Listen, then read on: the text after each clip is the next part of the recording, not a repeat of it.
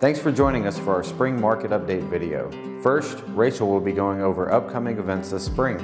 This spring, we'll be hosting a food drive during the month of May to benefit Helping Hands in Belton. Look out for an email from us giving you more information as well as a list of acceptable food items you can donate.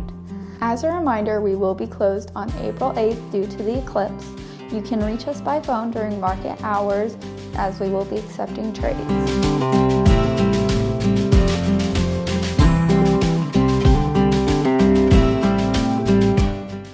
As we wind down the first quarter of 2024 and look forward to the second quarter and summer, there are some very interesting statistics that are coming to light.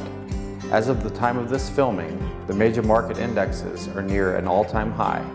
2023 closed out very strongly, and 2024 is also off to a good start. We've also seen bonds respond favorably over the past 6 months to news of better inflation numbers and the hope of interest rate cuts. However, during the most recent Fed meeting, it became apparent that inflation was still not quite where they want it to be to begin interest rate cuts. The U.S. economy has remained remarkably resilient. The lagged impact of the Fed's restrictive monetary policy, high borrowing costs, and our expectation for a cooling labor market should dampen consumption in the months ahead.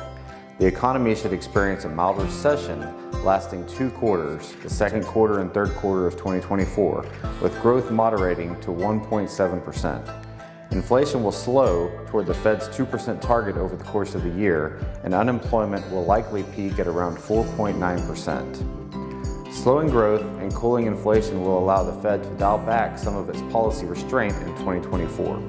We expect 3 to 4 rate cuts by the end of the year.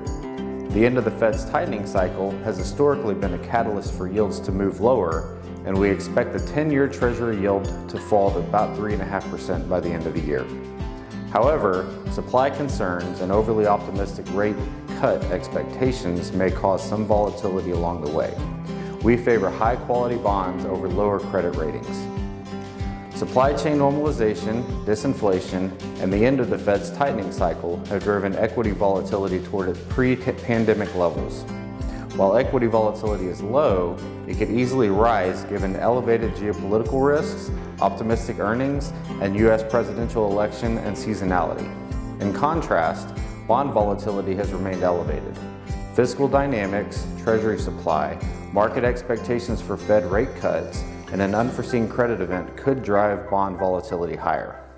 All that being said, we are close to the 2% inflation target that the Fed has set, but while some expected rate cuts to begin in March, it looks more likely that the rate cuts will begin sometime later this summer. The rate cuts will likely cause a bond market rally toward the end of the year and should help stabilize stocks throughout the process. We spent the past few months attempting to de-risk portfolios with an eye to elevated volatility. Please give us a call if you'd like to review your specific situation and how our view of the markets could impact your portfolio. As always, we thank you for the trust and confidence that you place in us. We certainly don't take that lightly.